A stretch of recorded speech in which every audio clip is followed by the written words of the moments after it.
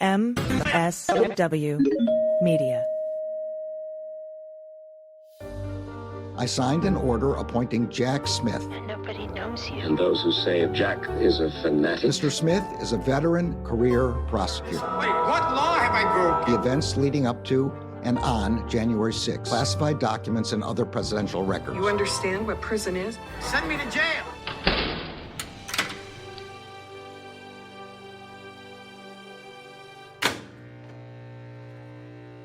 Hello, and welcome to episode 45 of Jack, the podcast about all things special counsel. Andy, we thought about skipping 45 because that's the number of the former president and calling it 46, but that doesn't really fly with the podcasting industry. We have to keep them in order. But anyway, it is Sunday, October 8th, 2023. I'm Allison Gill. And I'm Andy McCabe. And our podcasting machine thanks you, and my OCD thanks you for including 45 in our lineup here.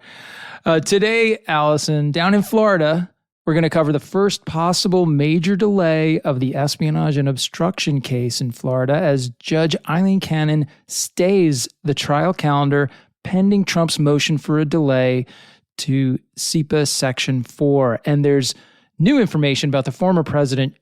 You're sitting, I hope, when I read this sentence. The former president sharing nuclear submarine capabilities with an Australian businessman at, you guessed it, the skiff. No, I'm sorry, it's not a skiff. Mar-a-Lago. Wow. Yeah, man. And, you know, I wasn't in the Navy long, but I was a nuke. And, I didn't make it through sea school, but still, this is shocking to me, but not surprising somehow. That's right. Also in the D.C. case, up in Washington, D.C., Donald has filed a motion to dismiss all the charges based on I'm absolutely immune from everything because I was president. Mm-hmm. And he filed an opposition to the Department of Justice's CIPA motions over the small amount of discoverable classified information. This is the D.C. case. There is a CIPA component to it. We talked about that a couple weeks ago. Additionally, Jack Smith has filed a motion in support of his original motion for don't call it a gag order, his partial gag order. And he is citing the Trump attacks on Mark Milley and his attempt to maybe purchase a firearm during a campaign stop. There's a lot of stuff in there. We'll get to that as well. We will. And lastly, we'll cover the Supreme Court ruling against John Eastman's attempt to vacate the lower court's decision ordering him to hand over his Chapman University emails to the January 6th committee, AG, which already happened a long time ago. But we'll explain why he's still fighting that fight. So where do you want to start first? I want to start down in Florida because of the explosive reporting you were just talking about covering Trump's disclosure of nuclear secrets to an Australian businessman. Yes. This comes from exclusive reporting from Catherine Falders et al. At ABC News. She says months after leaving the White House, just months, former President Trump allegedly discussed potentially sensitive information about U.S. nuclear submarines with a member of his Mar-a-Lago club, an Australian billionaire, who then allegedly shared that information with scores of others, including more than a dozen foreign officials, several of his own employees, and a handful of journalists. Now, prosecutors and FBI agents have at least twice this year interviewed this guy. His name's Anthony Pratt. He runs a U.S.-based company called Pratt Industries, which is one of the world's largest packaging companies. Now, in those interviews, Pratt described how looking to make conversation with Trump during a meeting at Mar-a-Lago in April of 2021, Pratt described how he brought up the American submarine fleet, which the two, by the way, had discussed before. Of course they had. Of course they had. Now, according to Pratt's account, I'm assuming him or his lawyers are the source for this reporting.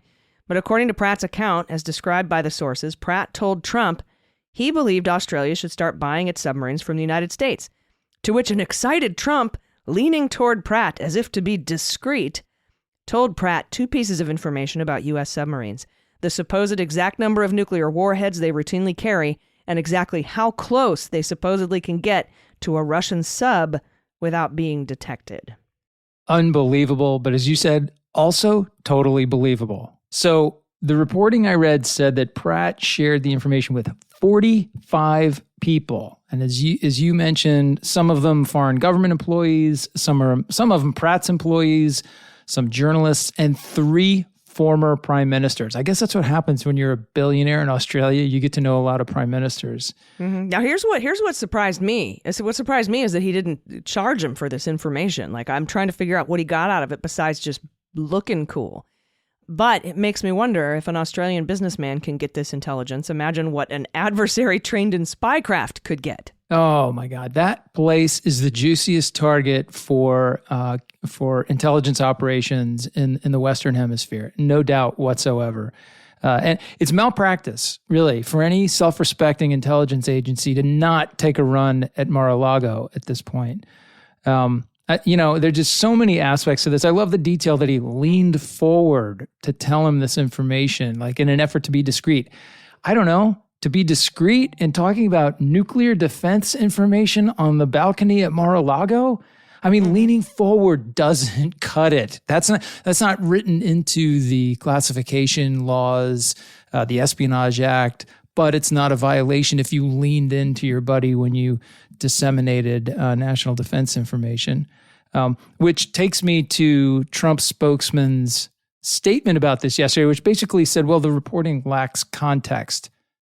I'm sorry, what context makes it okay to share national defense information, nuclear information, which is very, you could easily argue the most sensitive information we have. I've been talking about this on TV for the last 24 hours. And just as an example, almost all, the vast majority of classified information is classified by executive order. The president has the ability to classify whatever he determines needs to be classified. He delegates that authority to classification authorities, and they do it. They execute their responsibilities under that presidential order. So declassification is also done that way. And that's why the president can typically declassify whatever he wants while he or she is a sitting president. But nuclear information is different. Nuclear information is classified by statute. And so not even a sitting president can unilaterally declassify and disseminate nuclear defense information. Unless, of course, you're Trump, in which case you can just share it with your friends at Mar-a-Lago after a well-done steak and a bowl of vanilla ice cream. Well-done steak with ketchup. That's right. Yeah, don't forget from the ketchup. omelet bar. Yeah. I know people in the nuclear Navy circles. They don't even know how many nuclear warheads. How close they you do can know get you're to a not Russian supposed to sub. talk about this stuff. And that's the other thing that kills me. Like, people in the defense community and certainly in the intel community, you spend your life collecting this information, perfecting it, sharing it with decision makers under rigorous controls, understanding and living by the rules that are necessary to preserve these secrets, the nation's secrets, to preserve our safety and our dominance in the world, certainly in areas like in the high seas in terms of nuclear-aided defensive weapons. And to see a former president just blithely run past these requirements to handle this information so incredibly irresponsibly, it's just sickening. It really is. And I have to imagine, wherever they are on the political spectrum, people in the military and the intelligence community are really dispirited by these revelations. As they should be. What else do we have going down in Florida? All right. So also in Florida, Trump filed a motion to delay his trial from May 20th, 2024 to at least mid-November 2024, which of course would be after the election. And we understand that Nauta and De Oliveira have joined the motion according to a footnote in the filing. So let's dig into this a little bit. In the motion, it indicates that President Donald J. Trump respectfully submits this memorandum in support of 1, his pending motion for a revised schedule for motions to compel and CIPA Section 4 litigation, and 2, an adjournment of the trial date until at least mid-November 2024 in light of additional ongoing discovery failures by the special counsel's office. So that's the broad headline of what they're asking for and what they're alleging in the motion. They go on to say that months after the DOJ's representation to the court discovery is not complete in the case, including with respect to the classified documents at issue in more than 25% of the Section 793 counts in the superseding indictment. Of course, they then go on to acknowledge that Trump's lawyers don't have all their clearances in place yet, so that somewhat undermines their claim there. Trump also argues that his lawyer in the case, Chris Keyes, is also his lawyer in the New York civil fraud case, which is going on now and will not conclude until December, well after the expiration of many deadlines in the Florida case. He says the adjournments are warranted to establish necessary facilities in the district. And in response, Judge Cannon has entered a minute order staying the CIPA deadlines in order to entertain Trump's motion to delay the entire trial. So along the lines of what we've seen with other motions filed in this case, unlike Judge Chutkan in D.C., Judge Cannon typically drops anchor, stops everything, comes up with a pretty extensive motion schedule, maybe sometimes has the hearing before the papers are submitted, which makes zero sense. But we could probably expect this to take a while to sort out. Yeah, and who knows how long she's going to take to rule on this. Right. She's just staying the CIPA deadlines until she makes up her mind on what she wants to do. So I think this is going to be another kind of test of where her head's at with regard to how long she's going to let these delays happen. So far, she hasn't changed the court's schedule as far as the trial and all the deadlines, but she now has. She now has stayed the CIPA deadlines so that she can make a decision. And if she takes a couple of months, like she did with the protective order, who knows what she's going to decide on the trial date. Yeah, but we'll see. This is the first change in the actual schedule, but it's consistent with her practice so far, which has been to exhibit no sense of urgency whatsoever. And to continue to take months for these really minor rulings, she's just, the case is not on course to hit the deadlines in the schedule as it currently stands. So can't be too surprised by any of this. Yeah, no sense of urgency. And we're going to see how that is juxtaposed to what Judge Chutkan is doing in D.C. But we have to take a quick break before we get to that. So everybody stick around. We'll be right back.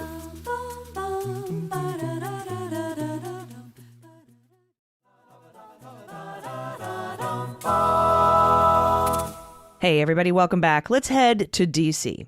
On September 29th, right after we recorded the previous episode of the Jack podcast. Of course. Jack Smith's office filed a reply in support of his original motion to ensure extrajudicial statements do not prejudice this proceeding. In layman's terms, as soon as we were done recording, Jack Smith filed another thing to support his partial gag order. Now, you'll recall where we were last week, right? When we got the proposed partial gag order that was filed a week after the motion. Then we saw what it would look like. And that's the order that when you file a motion for the court to order something, you draft up an order that the court can just sign or modify a little bit. And we had gone over that, and that's for the partial gag. And Donald then had posted by then several things on social media relating to this case that had not yet been addressed in any filing. Now this because you can't really, you have to submit the filing at some time, and he's going to keep going. So the filing, this new filing addresses those statements and responds to Donald's filing, again, opposing the restrictions. Right. Now, here's some of the considerations from the filing from the government. They say, in sum, the court may enter an order in this case restricting the parties' extrajudicial statements if the statements present a substantial likelihood of material prejudice, as long as the court's order is narrowly tailored to the objectives of preventing comments that are likely to influence the actual outcome of trial or are likely to prejudice the venire, which is the jury pool. Jury pool. The proposed order is necessary and constitutional, and the defendant's claims to the contrary misstate the facts. And boy, he goes off on a few pages about exactly how wrong Donald Trump's lawyers are in citing their cases that they wish to cite in this and the arguments that they make.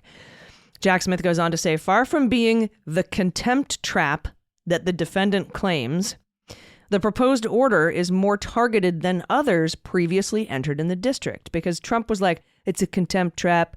You're going to take away my First Amendment rights. I won't be able to say anything without being in contempt. And DOJ is arguing here, no, this is very narrowly tailored, so much so that it is more narrowly tailored than most of the other previous gag orders entered in the district.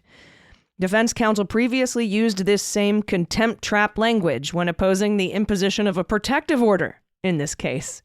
The court rejected that suggestion, that balancing the defendant's interests with the need to protect the due administration of justice was tantamount to a contempt trap. Like, no, it's not. And so this is he's been reusing this phrase contempt trap quite a bit. So again, there's a hearing on this partial gag order that's going to be scheduled. It is scheduled already for October 16th. And then I assume that Judge Chutkan will make her decision shortly after that. Yeah. And listen, you use the contempt trap argument once and it doesn't work. Hey, why not just reload it right in front of the same judge and take a second run at it? You see DOJ really hammering that language here of narrow restriction, because that's the heart of the constitutional analysis. It is a limit on your First Amendment freedom of expression, but if it's narrowly tailored to suit a clear objective of the court, in this case, to maintain the fairness of the trial and without prejudicing the jury ahead of time and intimidating witnesses, that can be seen as a constitutionally consistent limitation on First Amendment speech. So, in the meat of their filing, DOJ outlines the recent extrajudicial statements. And they say the need for the proposed order is further evidenced by a review of the defendant's prejudicial statements in the weeks since the government initially filed its motion on September 5th. So here they come. On September 5th, shortly before the government filed its motion, the defendant posted an article on the social media platform Truth Social, on which the defendant has more than 6 million followers, making claims about the court with the sarcastic caption, quote, "Oh, I'm sure she will be very fair," close quote, and an article circulating a false accusation against a special counsel's office prosecutor with the caption, quote, "really corrupt," close quote. So again, they're not just insulted by this or offended. Their concern is these statements circulated to a broad audience of at least 6 million people initially, who knows how many more eventually, will have over time an effect on poisoning the minds of the jury pool. So the next one on September 6th, the next day, also on Truth Social, the defendant issued 2 posts attacking former vice president, a witness identified in the indictment. Remember that language. In relation to this case, saying that he had seen the vice president, quote, "make up stories about me, which are absolutely false," and that the witness had gone, quote, "to the dark side." Yeah, so you'll hear that again and again and again, because this is beyond just arguing a concern about prejudicing the jury pool. This is actually bumping right up against witness intimidation, right? What DOJ is pointing out here is that these comments could have the effect of influencing, intimidating people who have already been identified as potential witnesses in this case. So they go on to point out an interview that aired on NBC's Meet the Press on September 17th, in which the defendant answered questions for more than an hour and said, among other things, that the Georgia Secretary of State, a witness identified in the indictment, recently said things that he had not, including that the defendant, quote, "didn't do anything wrong" during a phone call constituting an overt act in the indictment. And then in another example, that another witness identified in the indictment, you see the repetition of that phrase in every one of these things, the former attorney general, quote, "didn't do his job," close quote, during the charged conspiracy because he was afraid of being impeached. So again, it's falsehoods, it's intimidation directed specifically at some of the government's potential witnesses in the case. Yeah, I mean, if I had a nickel for every time they repeated another witness identified in the indictment, I mean, I would be in a tax bracket that benefited from Trump's tax cuts. The thing is that these are the former Attorney General Bill Barr, the former Vice President. And we'll get into some more too, other potential witnesses, as you go down this list of things that the DOJ has brought up, extrajudicial statements. These are the kinds of statements that would fall into the narrowly tailored restrictions. He can still say, and Jack Smith has said this a million times, he can still say the election was stolen, the election was rigged, Joe Biden's a dickhead. He can say whatever he wants about that kind of stuff. But when you are aiming vitriol, which before in the past, his language has incited violence and death threats against these folks, at specific witnesses in this case, or at the judge, or at prosecutors, or at the jury pool, that's a problem. That could have material impacts on the jury pool and could, if one or two people in D.C. are like, yeah, that stupid Pence or that stupid, Raffensperger told him everything was okay and it was a perfect phone call. Yeah, that can really have an impact on a potential jury pool. Yeah, it's an analysis that really looks more at the effect of the statements on the people they're directed at, whether that's witnesses or potential jurors, rather than looking at it from the perspective of what Trump can say, shouldn't say. It's more like we need to think about how this is going to impact the proceedings and the witnesses who are so far supposed to participate. So they continue on in this list. They talk about September 22nd on Truth Social.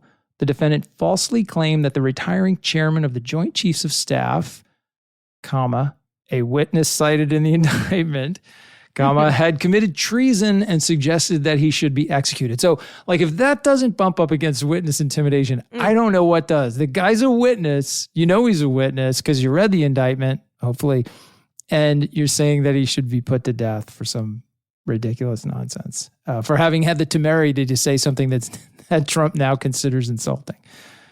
So that's September 22nd. The next one, September 23rd on Truth Social, the defendant reposted with the caption, quote, "What a mess," a false claim that the Georgia Secretary of State, quote, knew of tens of thousands of fraudulent votes in Georgia in 2020 and covered it up, close quote.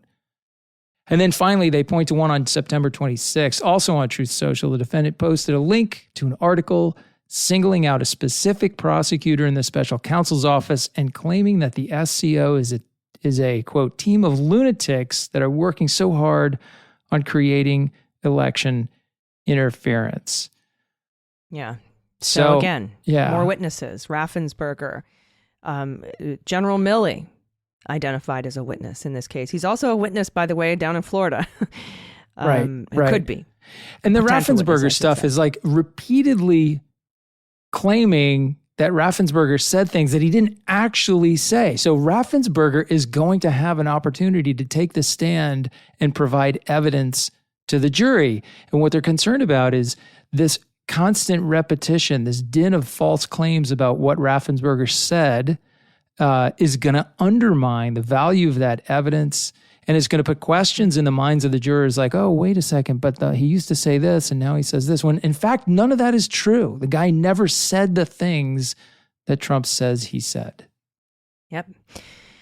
And they go on to say, Andy, through both of its proposed orders, the government seeks appropriate processes for protecting the jury pool in this case and the integrity of the proceeding. The court should grant the government's motion and enter them. The defendant should not be permitted to obtain the benefits of his incendiary public statements and then avoid accountability by having others, whose messages he knows will receive markedly less attention than his own, feign retraction. And what he's talking about here is he puts a little footnote there, and in the footnote it says, by the way, what I'm talking about is the defendant was recently caught potentially violating his conditions of release and tried to walk that back in similar fashion. In particular, on September 25th, the defendant's campaign spokesman posted a video of the defendant in the Palmetto State Armory, a federal firearms licensee in Summerville, South Carolina. The video posted by the spokesman showed the defendant holding a Glock pistol with the defendant's likeness etched into it. The defendant stated, "I've got to buy one," and posed for pictures with the FFL owners, the armory owners. The defendant either purchased the gun in violation of the law of his conditions of release, or seeks to benefit from his supporters' mistaken belief that he did so. It would be a separate federal crime and thus a violation of the defendant's conditions of release for him to purchase a gun while this felony indictment is pending. So that's what he meant when he said that Trump should not be permitted to obtain the benefits of his incendiary statements, but avoid accountability by having others feign retraction, like to walk it back. Right. He shouldn't be able to do that. Right. And that is something that can also taint the jury pool. Not because he thinks Trump's a jerk for doing it or whatever, but, because of these specific rules that, that govern court proceedings. Yeah. My guess, if I had to put money on it today, I think Chutkan is going to come out with some form of restriction on what he can say and post about witnesses and things that might pollute the jury pool. But it doesn't look good for how that's going to ever get enforced. No, right. And I think that's the big question. Wherever she draws those lines, he's going over them. And then what do you do? Are you throwing him in jail over it? No. Is she going to put an absolute 100% ban on the guy to keep him from making any public statements? It'll never pass muster. No. So I imagine she might put a full gag order on him after a couple of chances of violating this potential one that she might approve. Yeah. This partial one. But I don't think she'll be able to move the trial up because she's already made her arguments for why it needs to be in March. Yeah. And it wasn't just because it shouldn't be after the election. It was also because Trump needs time. Right. So she can't really go back on that. But maybe she could. Maybe she'd be like, we got to move this up a little bit because you keep tainting the jury pool. But I don't see her, maybe fines.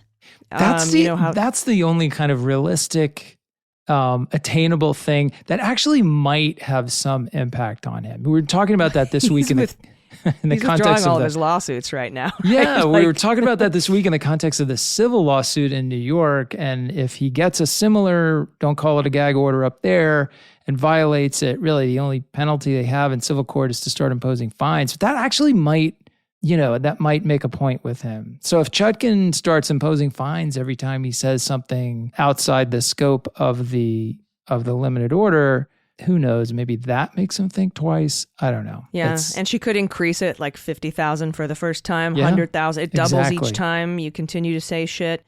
And if he keeps on going, I mean, just run up the fines.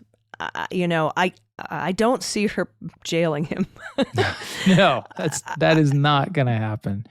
I just don't. And not because I think she's a poor judge or because she's a rat. Like, I think it would just bring up all sorts of other complicated arguments that would delay this case. And I think that her number one goal and the Department of Justice's number one goal is timely application of justice. That's right. And so that's right. It would worry. It'd blow up the schedule. It would create massive issues on appeal and for review, potentially by the Supreme Court. That stuff would have to get sorted through directly before the trial proceeded if she tried to keep him in custody. So, put all those things together, I think it's highly unlikely. Yeah. I mean, I know a lot of people are like, jail him, put him in jail, him. But again, that could push this trial past the election. Yeah, it's just not realistic. I don't think anybody wants that. Yeah.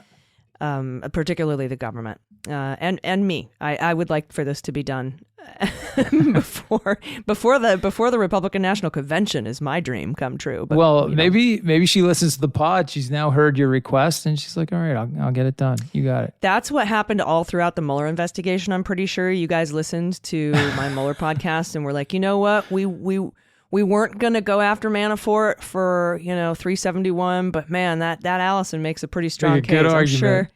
I'm sure that's exactly.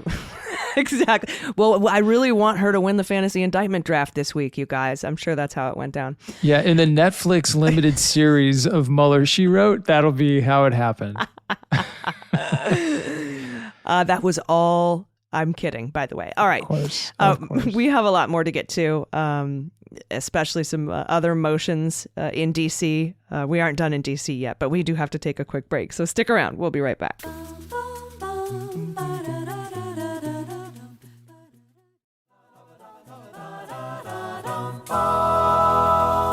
Hey, everybody, welcome back. Let's talk about defendant Trump's sweeping motion to dismiss the charges against him in D.C. based on absolute presidential immunity. Now, Alan Foyer has written for the New York Times, quote, "The request to dismiss the election interference indictment, which came in a 52-page briefing filed in federal court in Washington, was breathtaking in its scope. It argued that Mr. Trump could not be held accountable in court for any actions he took as president, even after a grand jury had returned criminal charges against him." This is what it says in the filing. This is some bold shit, by the way. He says, "The President of the United States sits at the heart of our system of government." And first of all, no. There are 3 co-equal branches of government. But whatever, I'm not going to get in an argument with Lauro or Kais or whoever's writing this. They go on to say, "He is our nation's leader, our head of state, and our head of government. As such, the founders tasked the president and the president alone with the sacred obligation of taking care that the laws be faithfully executed." Something he failed to do.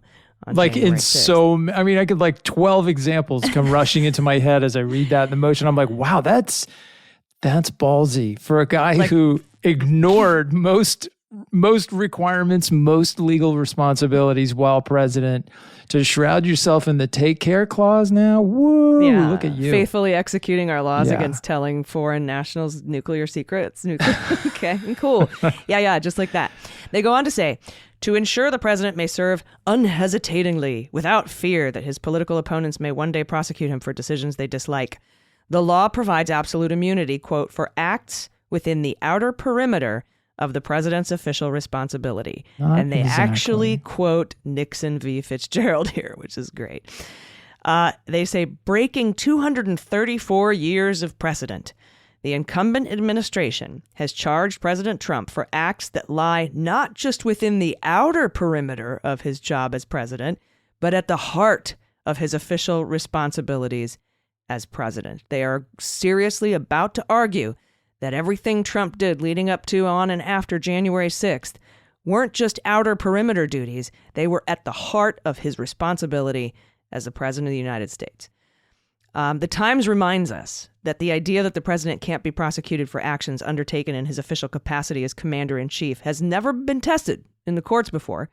Lauro argued that the former president's repeated lies, that widespread fraud had marred the vote count, and other steps he took to subvert the normal course of the democratic process were, in fact, efforts to ensure election integrity. Of course it was not. Only a handful of precedents exist that could help guide Judge Chutkan in making a decision about such broad claims of immunity, and none are perfectly on point. The Times cites the 1982 Supreme Court ruling by a 5-4 margin that former President Nixon was absolutely immune from a civil suit arising from his official actions. But while Mr. Lauro cited that case, Nixon v. Fitzgerald, extensively in his filing, the reasoning in its majority opinion doesn't address whether presidential actions can be prosecuted as crimes at all, as a matter of fact. And Alan Rosenstein, a former Justice Department official who teaches at the University of Minnesota Law School, said the key question facing Judge Chutkan would be whether to accept Mr. Trump's attempt to reframe the accusations as presidential acts that were beyond the scope of prosecution.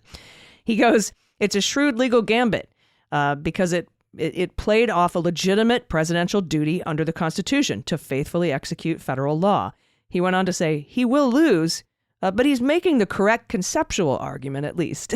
A couple points for trying, I guess. Yeah, it's really remarkable. It's a remarkable document. It's long, and it almost comes with a soundtrack of like trumpets playing in the background. It's like it tries to kind of imbue itself with all this sanctity and significance about our dear leader. But really what it comes down to is what you said before. It's a 2-step argument. First, they try to reframe the facts that we know and they try to cast all of the acts. It's almost as if they admit on some level, it's not an official admission, but they're not debating what the government alleges in the indictment. They're not saying, oh no, he didn't call Raffensperger and pressure him. Oh no, he didn't arrange fake electors. They're saying all the actions he took, all those things that the indictment says were within the scope of his authority as president because he was simply enforcing the election law. So that's like the first step. All that stuff that you read about in the indictment, that was just normal presidential business. And then the second step of the argument is because it was all within the scope of his duties, he has absolute immunity from criminal law when acting within the scope of his duties as president. That is such a completely unfounded and amazing assertion of complete and total immunity for anyone who ever serves as president for the rest of our republic. They are unbound by existing law, right? It's essentially, if you follow their argument, you're agreeing with the central idea that our founding fathers fought against. The reason they came over here and started this place and built our government was because they didn't want to live somewhere where the guy in charge was basically lived above the law. And if you go along with these arguments, that's essentially what you're creating. So, think about, here's a recent example. Yesterday, we learned that Biden is taking money that was acquired under the Trump administration, was appropriated by Congress, I think it's like $19 billion to use building, more parts of the wall on the southern border. And the Biden administration did everything they could to try to get those funds reprogrammed, to get them repurposed for other things, to be able to use them for anything other than building the wall, because they said they weren't going to build any more wall. But Congress didn't change that law. That law is still in effect. And therefore, as much as it pains them, they have to comply with that law, which means spend the money on some wall building or you lose it for good. That's a president abiding by the law. Even though it's one he doesn't agree with and doesn't want to deal with, he's abiding by it. If what Trump is arguing in this motion is true and found by the Supreme Court to be the current state of our constitutional law, then the president basically has no limitations whatsoever. Yeah, and that, like you said, that is completely antithetical to the whole reason America exists in the first place. That's right. So what's going on now? There's some motions that were made, other motions that were made, and we actually got some rulings today, didn't we? Yes, we did. So we've learned a little bit about the minimal classified material in the case from a Trump legal team filing asking for a delay in the CIPA Section 5 deadline. Okay, so you'll recall there are about 300 pages of classified material in the DC case that are discoverable. The DOJ has said that they will not use any of that stuff in their case in chief. So they're not going to rely on any of those documents or any of that stuff as evidence in their case against Trump. But it might become relevant. It's, maybe it involves prior statements of some of their witnesses. So you have to turn it over to the defense so the defense could use it potentially when cross-examining those witnesses. That's just one example of how this classified stuff could become relevant, even though the government's not really going to use it. So one of the documents is the March 2021 National Intelligence Council report on foreign threats to the 2020 election. Now, that report concluded that there were no indications that any foreign actor attempted to interfere in the 2020 elections by altering any technical aspect of the voting process. Now, Trump contends he needs more time to scour U.S. classified files across the intelligence community to obtain details and references in the 2021 report, which they characterize as, quote, Brady material, which I'm not so sure about that. He wants a bunch of extra time from this report that said that there was no foreign election interference to change votes. Yeah. He wants to go and search all of the other classified stuff across the alphabet soup of the intelligence agencies for every reference to, like, he wants to do 6 months of research on this particular report to look for Brady material? Yeah, he wants to do that research, he just said, on this report, which the government has already said they're not going to use to prove their case. It's just nonsense. It's the delay game, right? We've been down this road a couple times already, and this is just the latest part of it. So in any case, Chutkan has ordered an ex parte sealed meeting with Trump's team concerning CIPA in this case. Roger Parloff from Lawfare he says that this suggests to him that she's rejected his motion to delay indefinitely, but he says that that's merely speculation. That's kind of where we had left it a couple of hours ago until we learned literally, an hour before we started taping on Friday, that Judge Chutkan has entered rulings on some of these motions in D.C. So first, the motion we were just talking about, Trump's motion to postpone the CIPA deadline, she's denied that one. So the CIPA schedule still stands. Next, Trump wanted a redacted copy of Jack Smith's ex parte motion to redact classified discovery, and she denied that one as well. Trump also wanted an opportunity to object before she rules on that DOJ ex parte motion to redact classified discovery. She granted that motion, Trump's motion, but she only gave him until this Wednesday to file his objections. And this is classic. In her order, she included the following language, and I quote, "The court will allow the defense an opportunity to explain why it believes that CIPA's statutory text and circuit precedent do not govern this case," close quote. It's kind of, I think what she's saying is, here's what you're going to have to argue, sir, if you... Yeah. Good luck. Explain to me why we should not simply apply the law that's obviously relevant to this point and follow the way that all courts in this district have decided. Why it should be different for you? Yeah. That's good. Yeah. Trump also asked for an extra 60 days to file pretrial motions. She denied that, but she did give him an additional 14 days. That's a total Solomonic split the baby, like give him something so he doesn't scream and yell too loudly. And she has not yet ruled on the partial gag order. So as of this afternoon, that hearing is still scheduled for October 16th. And she hasn't ruled on his motion to dismiss everything because presidents are totally immune. Well, that one's going to take a little more cooking before we get to a decision on it. And there's no reason she would rule on don't call it a gag order before the hearing on the 16th. So those things are still lingering out there. Yeah, no. I imagine she'll grant some sort of partial restriction on his pretrial extrajudicial statements. I also imagine she will deny his motion to dismiss, but that will be appealed. And whether a stay on this trial is put in place pending the outcome of that appeal, which I don't think will happen, but it could.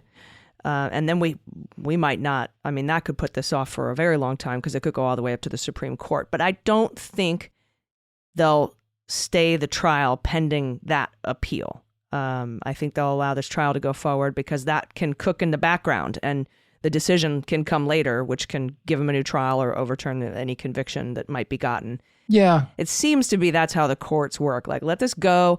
We'll do the appeal and we'll talk about something similar like the John Eastman case. Turn your emails over. We'll consider your appeal and we'll let you know what we decide down the road. Yeah. I think, to be clear, I agree with the professor from Minnesota. It's a tactically wise motion, the motion to dismiss, and basing it on, this concept of absolute presidential immunity from everything. It's controversial, but what they've done is it's a Hail Mary time bomb, right? It's a swing for the fences approach. And it is like you said, it's a time bomb that will linger out there. The trial will go on. If he gets convicted, they'll appeal on this grounds and it'll have to go to the Supreme Court. So it allows him to continue that entire period after a conviction, let's say, to say, well, I'm not really convicted because I have this appeal. This should never have happened. And the Supreme Court's going to decide that this case should never have gone forward, la, la, la, la, la. And if he's right, which I don't think they'll go with him, but who knows with the Supreme Court, it could blow up the entire case and any conviction that they achieved at trial. But we'll see. It certainly gives him some ground to stand on and keep claiming the whole thing was unjust and illegitimate, even after he's convicted, if he is, in a court of law. Yeah, agreed. All right, let's talk about John Eastman a little bit and take some listener questions. But before we do that, actually, let's take a quick break. We'll do that as soon as we're back. Stick around.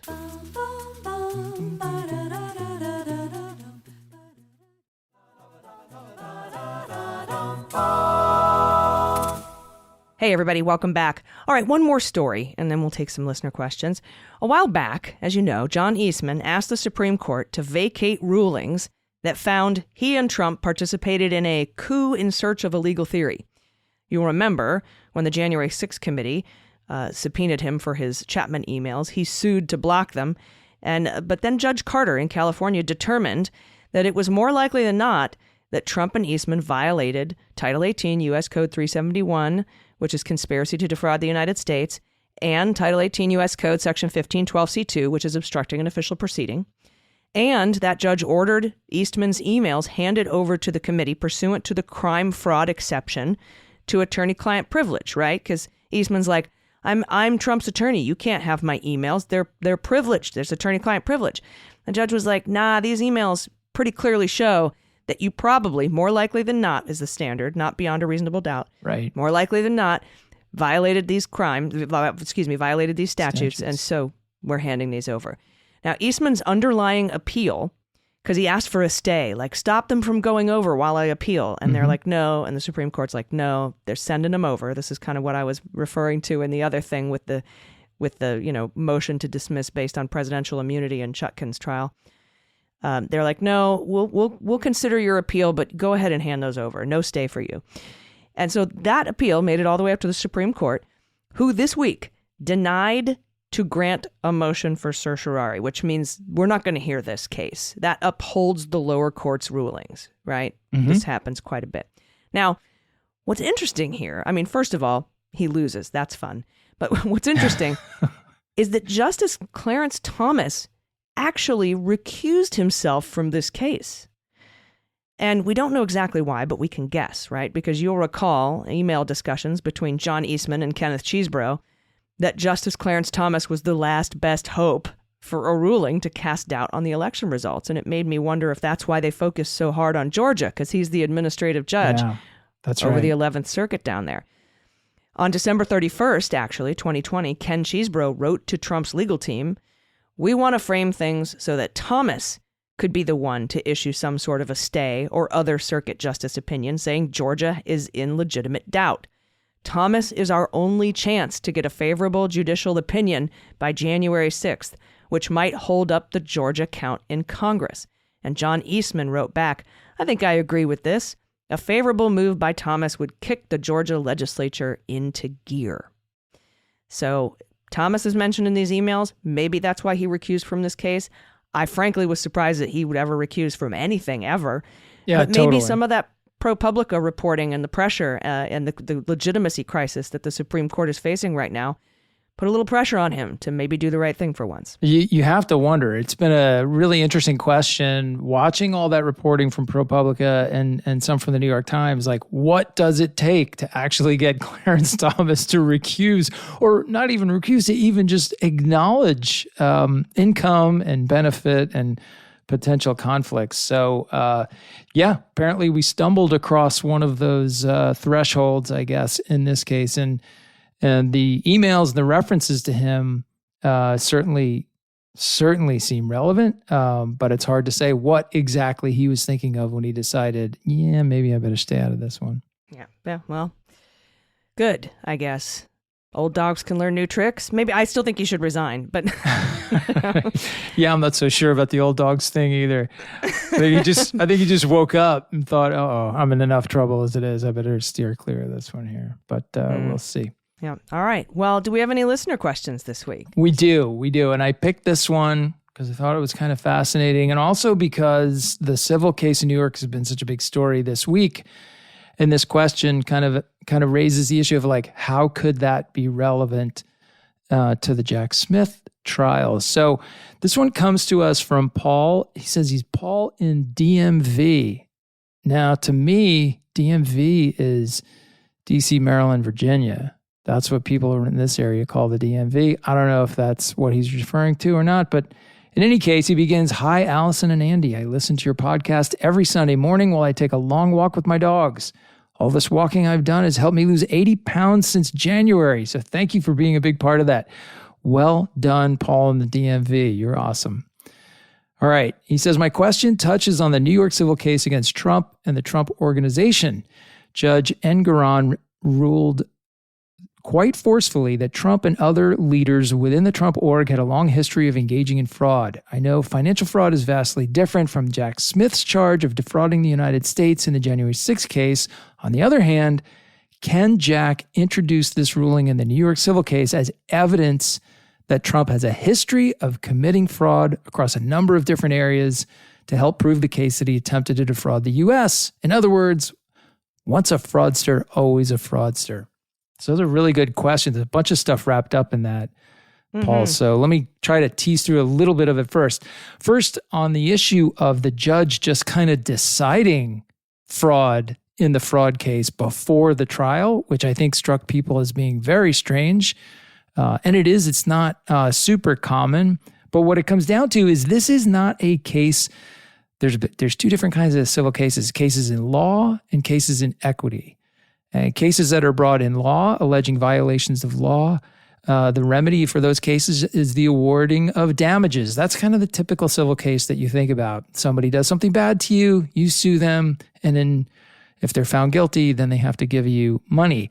Equity is different. Equity is a case that's brought for the purpose of forcing someone to take some action or to restore equity to the plaintiff who has been denied some right or some benefit or something like that.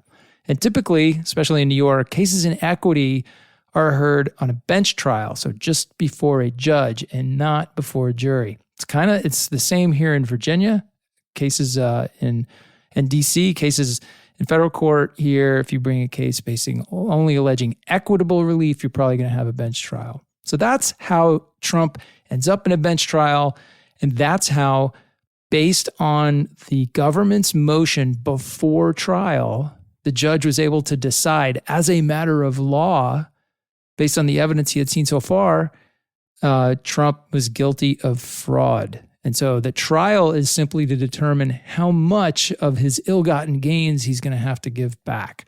So there is a judicial finding of fraud here. Well, I think there were also 6 other counts that have to be decided, but you're right. The overall fraud is determined, right? It's determined. It's like stipulated at this point. Kind of like the partial summary judgment in the defamation case. Yes. Of Ruby Freeman and Shay Moss. Exactly. Or E. Jean Carroll. Exactly. Like, we already know you did this. Yeah. We already know you defamed. We don't have to prove falsity in the Fox News defamation suit, for example. Like, a big chunk of the trial is kind of, you don't have to do that anymore. The Giuliani case, the defamation case, is even weirder because, like, in that one, the defamation, they had decided defamation before the case went to trial because Giuliani admitted it. He admitted in his filings that he had said things that were false about these people. So yeah, and he failed to hand over stuff in discovery, so it was also just sanctionable. Yeah, so a lot of bad moves there. Now, they could maybe have gotten themselves a jury trial here if they had asked for one. It's not common in the case of equitable relief, but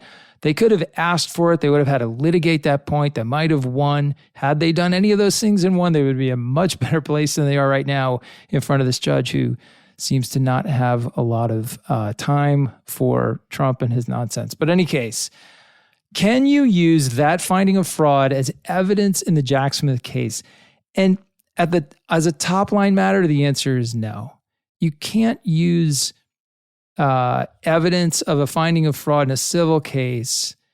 You can't use that judicial decision in the civil case as evidence of what they call conduct in conformance. So it's not, you'd essentially be making the argument like, look, jury, he committed fraud in New York in this civil matter, so he probably did it here too. That's like the kind of, you pretty explicitly cannot use it in that way. You could potentially use it if it was very similar facts, very similar circumstances, which we know it's not here, right? The civil fraud in New York, very different from defrauding the United States regarding the election. You might be able to use it to show pattern or practice. But that's hard to imagine here. And the only other way it could be relevant is if Trump is convicted in the federal case in D.C. and he is sentenced. During the sentencing proceeding, you might be able to get in evidence of fraud or similar bad behavior in other places. The judge can consider that when they're deciding what kind of sentence to impose. But that's about the only place I could see this happening. And it's still a bit of a long shot. That's kind of the same with other crimes too, right? Like if I'm a criminal defendant on trial for robbing a store, you can't bring up my past drug convictions and my past whatevers, or my past if I had a DUI or something. But that is something you take into consideration during sentencing. I'm glad to know that, because I imagined it would be something similar with civil proceedings. Yeah, that's exactly right. There's a whole lot of law on this issue, but generally speaking, you can't use... I don't have any drug convictions and I'm not on trial right now. I was just... No, it's all hypothetical. It's all completely hypothetical. Hypothetical. You can't use prior convictions. That you know of. No. I can't hear you. You can't use prior convictions to convince the jury that you did the acts that you're accused of in the trial. But they can come in other ways. Like if prior conviction was for a weird thing that you did and you did the same weird thing when you were allegedly committing this crime, you could maybe get it in as evidence of planning or, prior similar behavior sort of thing. You definitely can come in for sentencing, but it's a bit of a hot button issue in any trial. Yeah, and there's lots of rules of procedure around it too. So very good question. Thanks for that. Anybody, if you have a question for me and Andy, there's a link in the show notes for you to fill out a form. So please do that. I encourage you to send in your questions. These are always really great, thoughtful questions that we get from listeners. So thank you very much for that. Andy, before we get out of here, anything else on your mind? I mean, we only really are covering, there's so much else going on outside of the purview of the Jack Smith investigations and trials that, it's hard to sort of not talk about everything else that's going on in the news. Like the New York Attorney General, Tish James's case, like we were just sort of mentioning. And so, some of the other things that are... Fulton County, which churns away at a breakneck speed. It's too much to cover. It's good that we're really focused on the Jack Smith cases here, because it would be 2 hours to try to cover every legal development regarding Trump over the course of a week. But yeah, it's kind of critical mass. He's everywhere. And then, of course, on top of that, apparently for some period of time this week, volunteered to be the next Speaker of the House. So look at him. Well, that would be fun, because then, any argument he made where I just don't have time for these trials, would be hilarious. That's what he was thinking. He was thinking, does the Speaker get to pardon himself? I was third in line to the presidency, The third is pretty good. Yeah, but it's been nuts. It's been crazy. It's not going to get any less crazy. So, it's just good to be here once a week and round it all up. Yeah, I feel the same. All right, everybody, we'll be back next week. Thanks so much for listening. I've been Allison Gill. And I'm Andy McCabe. And you've been listening to Jack.